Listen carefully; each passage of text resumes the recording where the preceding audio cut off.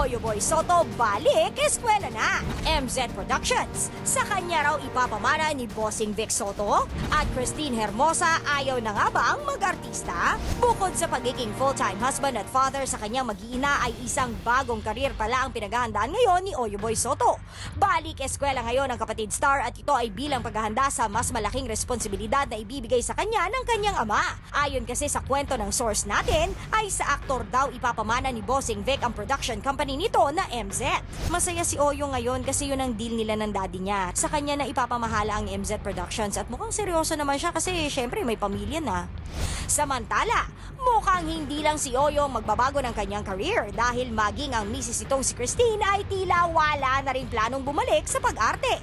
Bukod kasi sa marami itong restriction sa kanyang mga tatanggaping proyekto ay mas gusto na lamang daw ng aktres na makipaglaro sa kanyang mga anak at asikasuhin si Oyo.